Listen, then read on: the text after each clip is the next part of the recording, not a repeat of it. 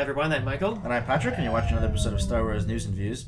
Today we're talking about an interview with Entertainment Weekly that happened recently with JJ Abrams, where he discussed about knowing Rey's parents. They had asked him sort of like, do you know who Rey's parents are and everything? And he said, yeah, I know a lot. And he kind of like gave the impression and said that like he knew who Rey's parents were. He wasn't really just like setting up all this stuff and then just leaving it all in the hands of Rian Johnson to kind of like, take all the pieces together and solve the mystery. Yeah, I'm sure like when you set out to write a trilogy, you have to know where it's going to end, and like you can't just introduce a mystery and be like, "Okay, Rian Johnson, figure it out." Yeah. I don't know if there's contradictions or not. Exactly, right? Like if he does anything that contradicted it, it's like, well, now that's off the table and we can't choose this. So I think there are like clues, littered throughout episode 7 a bit about who her parents could be, if there anyone we even know at this point, which is kind of implied. But he at least knew going into it. So there's always the is she Luke's daughter?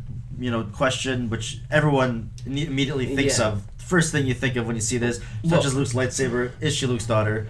I kind of think that one is so obvious that, and not that it's not necessarily true, but it's a very obvious one to jump to. So even if that is not true, I think JJ Abrams would have, thought about that and put even he's been known to kind of do something like this, is put clues that she might be that to kind of lead you on the wrong trail kind of deal. To throw you off, yeah. Well, I mean, immediately, originally the first thing people were saying was, oh, he's Han Solo's daughter, and that was even the rumor that she's Kira Solo. Yeah. Turned out her name was Kira, so is that right, or were people just assuming? No, she's not Kira.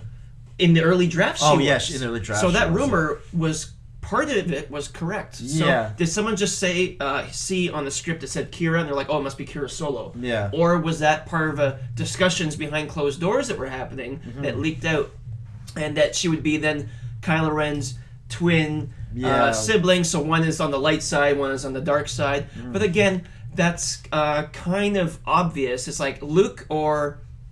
a Han Solo. Yeah.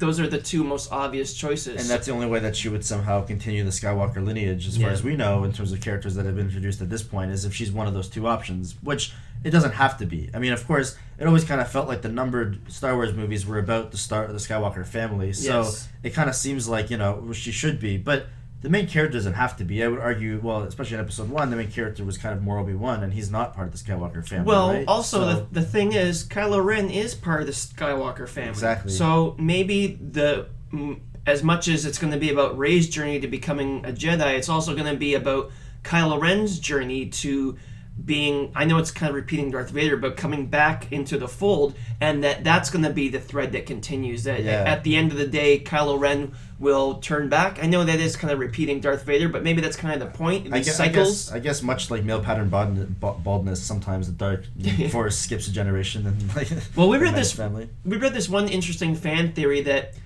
Obi-Wan Kenobi secretly had a child that then married Luke Skywalker, and then Rey is their daughter, so he's got the bloodline of Obi-Wan Kenobi and Luke Skywalker. Yeah, that one's really far-fetched. It's kind of cool, I gotta admit. That's everyone's put together into this one person, I guess. It's an interesting, amusing thing. Just go, well.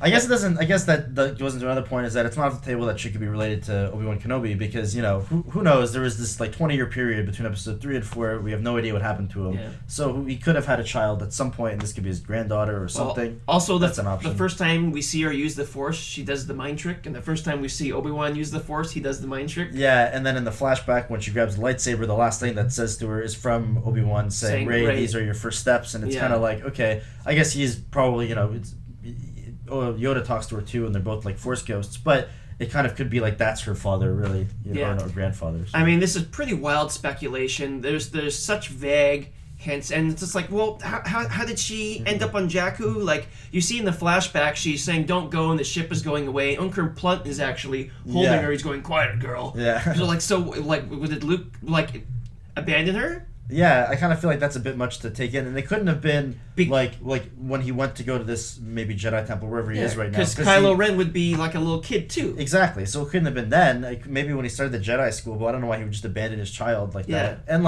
it wouldn't have been Han and Leia, because they were together until Kylo Ren went bad, and then their marriage or whatever they had fell apart. Yeah. So it seems like there's a lot of holes in that one. You can go into like a lot of detail about any like these possibilities, but there's none that really stand out and like, oh, that's obviously that. And I think that's kind of what they're trying to do right now is keep all the speculation open until episode 8. Yeah, and I think that's why maybe the biggest twist is that she actually is no one, and that's showing that how a nobody can become a somebody, and the thread of the Skywalker lineage going through the saga is simply Kylo Ren, because he is of the Skywalker bloodline. Yeah, it could be as simple as that. Yeah, and who knows? At this point, he's evil in this episode. What happens if he turns good in episode 8, and then he becomes like a main character that's like on the good side and becomes a Jedi again for episode 8 and 9, even the whole thing. And it's like, okay, well, the Skywalkers are back. It's not like they've gone forever. It could just be, again, some other new person, right? Yeah. I mean, Anakin was an unknown person when he started off, right? He was just some kid. Yeah. So. Or it could be that maybe Kylo Ren doesn't get redeemed, and Rey takes over, and it's like, okay, that's the end of the numbered saga.